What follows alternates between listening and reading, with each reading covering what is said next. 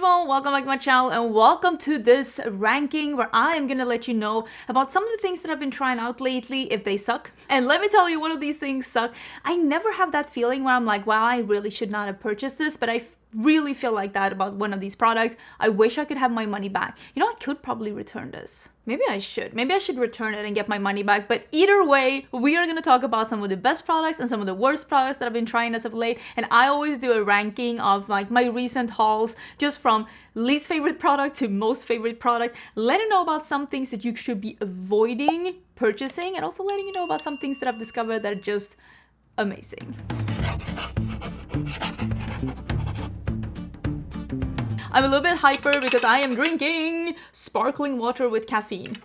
Choices were made. So we're gonna start at the absolute bottom with this thing that I'm like, I should get my money back. And this is the Milk Makeup Kush Brow Lamination. I bought this out of recommendation from my friend Heather. Girl, we need to talk. I'm actually, when you're seeing this, I've already met Heather, but I'm pre-filming this a little bit and I'm seeing her in just a couple of days.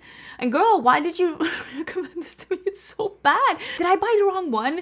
This one says Kush Brow Lamination Gel. This is it's a lamination gel. I thought that this one was gonna be like the one from Patrick Ta, the one that I'm wearing today. I tried to wear this again today because I'm like, no, maybe I was mistaken. Maybe I should just give it another chance. No, it still sucks. It's a really bad product. It feels like putting oil in your brows. There's nothing glue-like about this. I put this on after I put my foundation on, and it like literally dissolved my foundation. My brows looked greasy. It wouldn't hold any other product. They just became really sad and just the opposite of lamination. For me, this is an absolute no-go. One of the worst products that I've tried as of late, and I'm honestly just surprised that this one exists. Did I get a dud? Is that it? Did I get a dud? I don't know. This isn't for me. The next product, I don't necessarily think that this is an awful product, but I just think that this goes in the category that it's so lightly, gently pigmented that it makes no sense. This is from Merit. This is the Flush Balm Cheek Color. And you know when they say balm, it makes me a little worried, but like, this is the color, which I honestly think could be a good color, but when you blend it out, there's not enough color left for me, and I just feel like it's too sheer. And if you like a super sheer, when I say barely there, I mean like barely there. Maybe this is for you. I thought terracotta was gonna be, I thought it's gonna be this color, but it is very, very sheer. It doesn't really dry down, but it also isn't greasy balmy. But this isn't my journey. I need something that's a little bit more pigmented. I prefer something that is a little bit more pigmented so that I can build it up if I want to, or use little if I want to. This one, I just couldn't build it up. If I really go in and build it up, I still have to blend it out. Like, I can't just have like a streak like a football player, but instead of black, it's like a blush. I can't be living that journey. It's not for me. The next thing, I knew when I bought this one that I probably wasn't gonna like it, because when I started telling my friends that I wanted to buy the Easy Bake and Snatch by Huda Beauty, I swear 3 of my friends did this. You know, that's when you know that like, I'm probably not gonna love this one. I got this one in Pound Cake, which is 1 shade lighter than the powder in loose form that I have from Huda. I thought this was gonna be her loose powder in the pressed format. It is not. It is pretty hard pressed. It's also a little bit, I don't want to call it sheeny. Let me see if I not put it on the blush. I can't even see the blush. Like, it's kind of here. There's a little bit of a tint here, but it's kind of sheeny. And I thought that this was gonna look good under the eyes, but under the eyes, it made it look like I had applied powder, but it didn't set down my concealer. So it made it look heavy, but my concealer was still creasing, which is the opposite of what I want. So for me, for that reason, this one, I actually used it in my forehead, and I used it a little bit around on my cheeks, because I feel like it finishes off my makeup pretty nicely and gives it a satin glow without being shimmery. So I feel like it gives some life to your skin, but it doesn't work under the eyes. I want this to work under the eyes too, because I like a slightly illuminating powder under the eyes. This isn't that. The next thing I wanted to mention, and this is mainly just, I don't think that this palette, the 2 Up palette from Lethal Cosmetics, I don't think that this is as good as some of the other palettes that they released. I remember the Night Flower, the Wildflower. They released some holiday palettes last year. They had one that was like a green blue, and then they had one that was like a red, orange, pink. Those were nice. Like nice.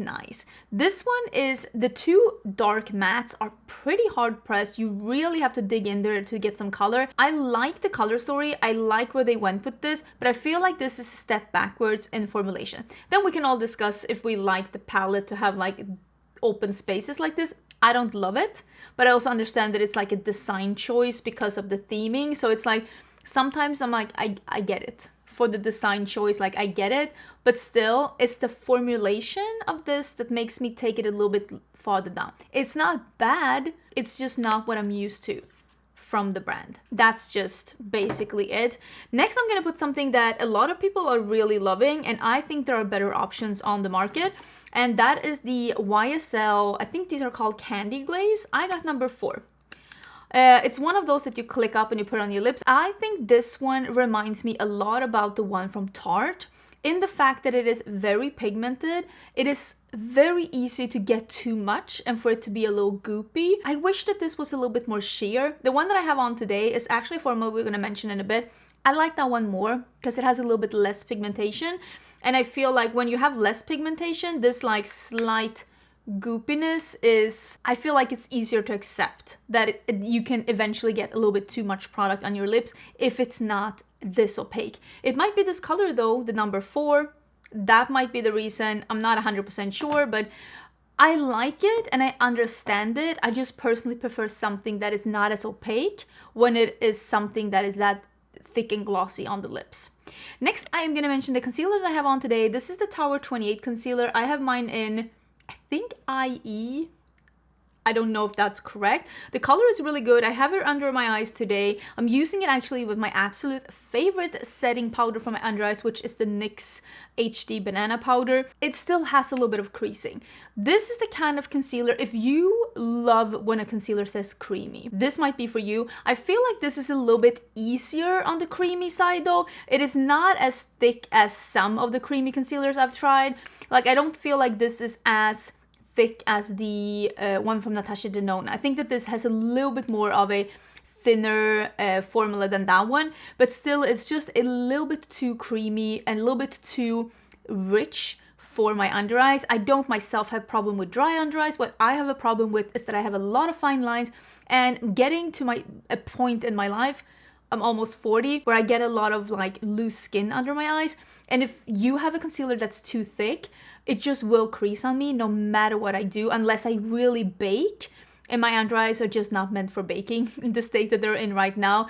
So I need something that's lighter than this. I need something that is thinner. I need something that is a little bit more gel-like, or I need something that is a little bit more liquidy and somewhat self-setting, like the Huda Beauty one or the House Labs ones.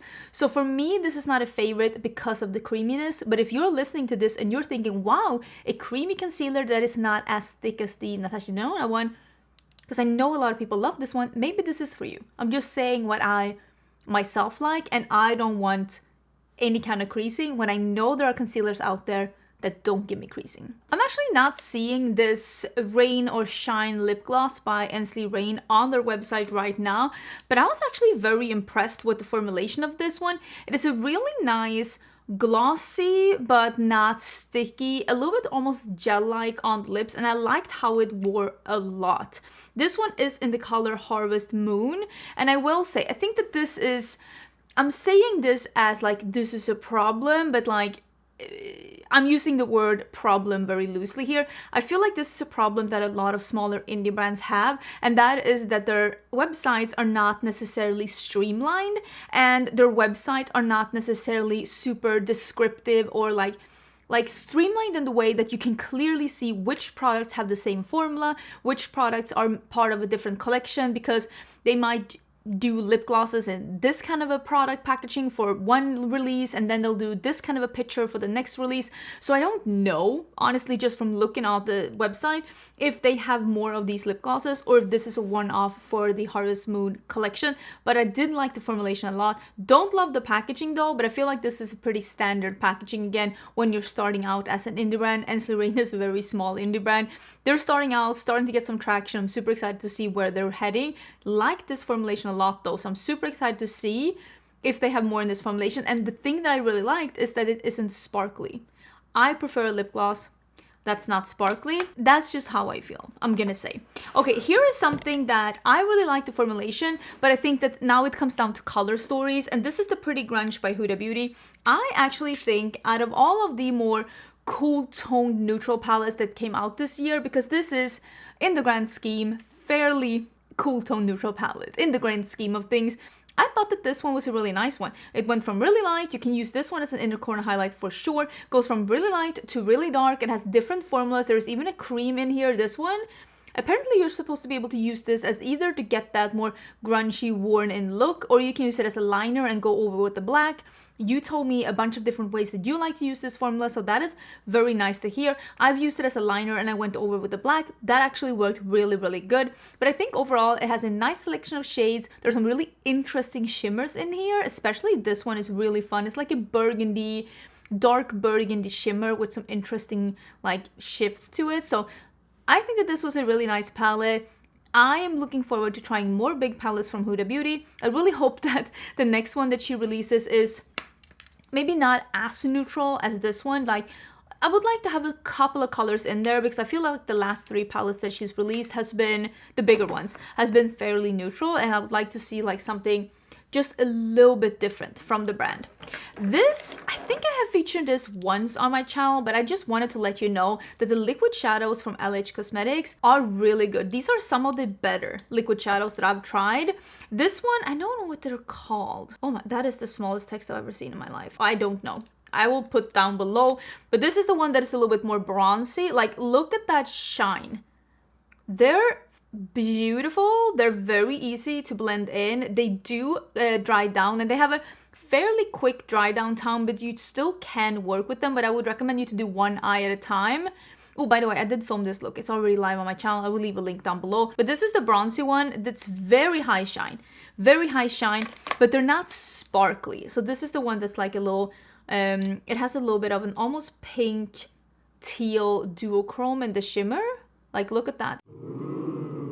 Super beautiful. And the thing that I really like is that these are high shine, very sparkly, like look at that metallic, but they're not actual glitters, and they're super easy to wash off. And with that I mean that like you don't get any glitter particles that like stay on your eyes. You actually like get rid of them because they're not glittery. This is a green blue duochrome. Like, look at that, and there's, you see the blue. Yeah, I think that these are very impressive, and I haven't heard a lot of people talk about them, but if you like products like this, these are really nice. And again, they're not glitter, which is probably one of the things that I like the most about them. I want to mention the DUDS Signature, the Classic Autumn palette.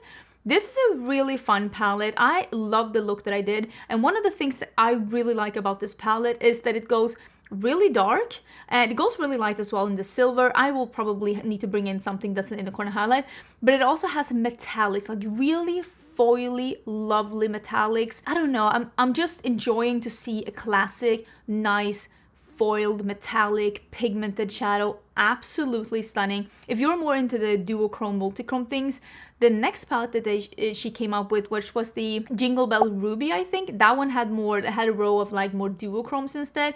There's greens, there's some neutrals, there is a dark smoky purple. I thought this was a really nice palette, and if you want to see a look with this one, check the description box, I will link everything. This one I liked even a little bit more because I like the color story even a little bit more, and this is the Arttitude Cosmetics Obsession palette. This was the first time I tried the brand, and this is really nice. I really like the mattes. Not my absolute favorite formula of mattes, but still a really nice formula. They were not difficult to work with in any way. There is some red, like almost like terracotta, there is some green, there's a blue, there's some really nice shades here. Same here, there are some more classic foily metallics in here, and then there are like more of a duochrome option as well. I think you can see there are some really fun ones. There is an almost white matte, there is a black matte, there are some neutrals thrown in here as well. I really like this palette, I thought it was really nice, and I'm very excited to see where this brand is going in the future as well. And then I really enjoyed, I only have 3 of the colors, but I really did enjoy the satin or glowy lipsticks. It doesn't say on the packaging here what they're called, but these are from the Lost Library by Fantasy Cosmetica. I did do a swatch reel where I'm swatching all 3 of this. This one is in Hidden. I will link that down below. I can't put it on the side because I'm actually talking in it. This is like a nice like warm pink. Then there is an Earthed, which is like a nice orange, a nice glossy orange. Like, look at that. Like, it's so pretty. Really did enjoy it. Again, if you want to see swatches, I'll put it down below. So excited about this formula. I hope to come up with even more colors in this. I would love to see a nice nude selection in this. I think that could be very popular. This one says Forgotten, which is supposed to be their teal, but I'm fairly sure that this is Overgrown, which is their green, and I did ask for the green Overgrown, so I think that this one just has the wrong sticker, if I'm gonna be honest. So I am fairly sure that this is the green Overgrown. I did use this one and wear this in a new makeup releases that was up on my channel like a week or 2 ago. Again, just a really nice formula. I don't want to say I'm surprised, but sometimes with lip products, it's even harder to get those to be really nice. So I'm always like very excited to see when indie brands come out with really nice formulas for like lip products. The lip product that I'm wearing on my lips today, this is the Hourglass. I don't know what this one is called. I don't know what it's called. It's in Rise 100. It's one of those that you click up and you can like just dab it on. This one is a little less thick and a little less goopy than both the one from Tarte, not the Tarte one that has the pH adjusting one. That one is beautiful. That's the best formulation of all of them, but a little less than the one we talked about from YSL. I think that this has a really nice formula. It's glowy, it's moisturizing, it's nice on the lips. It is a little bit more sheer in the colors. I kind of wish that I've gotten like a cool tone color, and I kind of want to go back to Sephora and see what other colors they have. This is a high-end formula, and I feel like this formulation, ooh, in comparison to this, I feel like this one feels a little bit more sophisticated than this one. That's just how I feel about them. Is that everyone's opinion? No, because those candy glazes are really, really popular, but they're also a little bit on the goopy side. And this is something that I've been trying out both on YouTube and on the side, and this is the Vive liquid highlighter. I have mine in Holy Chic, and I like these a lot. Well, this, I have one shade. It's a really beautiful one, and I actually use this one. I don't dot it on. I actually use my brush here, and I brush on my cheeks. It's a really nice one. Oh my god, I got a lot on my doe foot. You can see it's glowy, but it's not beaming. It doesn't have the same kind of reflection like the liquid shadows do, which makes it glowy and beautiful on the skin without totally taking over the show, because nobody needs that. We don't need it to be totally taking over the show, but I think it's really beautiful. And on me, it dries down, but it doesn't dry down powdery, so it still looks nice and hydrated on the skin, but it doesn't like it's not sticky. It doesn't like your hair doesn't stick in it. You can still touch it and you don't get it on your fingers, but it just feels a little hydrating, and I really like how it looks. And I also like that because it is not glittery and because it has this like tawny base, or on me like a more skin tone base, it comes in a bunch of colors. I feel like it's very easy to mix in with blushes. I've done that if you want to mix it in with foundation. I'm very impressed with this formulation, and I'm happy that I have it. Okay, well, now we're in top 3, and that was number 3. So I don't want to rank the 2 palettes from Oden that they released last year, but I still gotta say that I really enjoyed this full collection. So I'm like ranking this full collection as number 2, because they did re-release the 2 Christmas palettes that they came up with last year. This is the Merry Christmas palette. And the 2 ones from last year, this one and the one that's called Christmas Eve, these ones have been sold out, and I don't think they're restocking. I mean, as you're seeing this, we're in December, so you probably know more than I know, but I would be surprised that they were restocking these as too close to Christmas as we are right now. The new ones that they released, the Hey Reindeer palette, which is more of a winter pastel palette. I love that they put in the orange here because I feel like these three together, they're the most amazing look. So pretty. I really love the look that I did with this one. And then there is the Snow Dream palette. These two newer ones, as I'm filming this, are still available. And I like that this one is like a mix of almost neutrals with some more sagey, almost like a pine forest in the snow. Is this making sense? I don't know. And there's also a holographic shadow in here. Overall, I just think that this is a little bit more of a lighter, more muted color story if you did not want to go as bright as with the other ones. I like the quality of Oden's eye. It's one of my favorite eyeshadow brands. I like how they wear on my eyes. I like how they work with different tools. I think that I always get a good result when I'm using them, and I'm just very excited that they brought them back. Even though they did sell out, they didn't sell out immediately, so people did have a little bit of a chance at least to get the hold of them. And it's always nice to see when brands do something that's like just really successful, and it's successful for a reason, because it is actually just a really good product. Okay, number one, nobody's gonna be surprised. If you're surprised at number one, you have not been paying attention. This is the Winter Wonderland by Cosmic Beauty. It used to be Cosmic Brushes, now it's Cosmic Beauty. I mean, they're doing a bunch of different things. So this is the palette that they came out with for the winter season. Not necessarily a Christmas palette, but definitely for like the holiday season. My favorite color to wear on my eyes, even though it's not what I'm wearing right now because I'm trying out a neutral shadow, is blue. Can we all see why I think this one is number one? I love blues. I mean, you can see that in my collab palette that I did with Oden's eye. I love blues. I love pastels. The mint aspect in here is beautiful. There are two multichromes in this palette.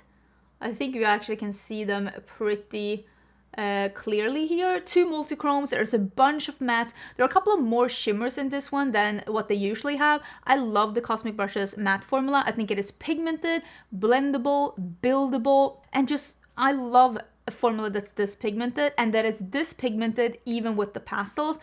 I think this is a beautiful formulation. It's one of my favorite formulations. I'm never disappointed with the things that they do, and this color story is just very, very me. But again, of course, if you don't like cool tones that are very colorful like this isn't the color story for you. But I can't lie, I love this palette. This is a beautiful palette. I'm very excited about it. I think they did a good job, but I also think that like it's a palette that if you don't like blues, I mean, what are you gonna do? It's obviously not gonna be the palette for you. But let me know what you think. Are you surprised about number one? You should not be surprised about number one. Nobody should be. Maybe you're surprised about number three, because I haven't really been talking a lot about this at all on my channel, but I think this is a really good liquid highlighter, and I love how it looks on the skin. And next time, hold on to your panties, next time that we do a like ranking here on my channel, it's gonna be me ranking every palette that I have tried and reviewed throughout 2023. Last year it was over 100 palettes. I would be very surprised if it's less than 100 palettes this year, so do look forward to that one. Don't forget to subscribe so you don't miss it when it's coming up. I hope you're having an amazing day, and I will see you again tomorrow for a new video. Bye!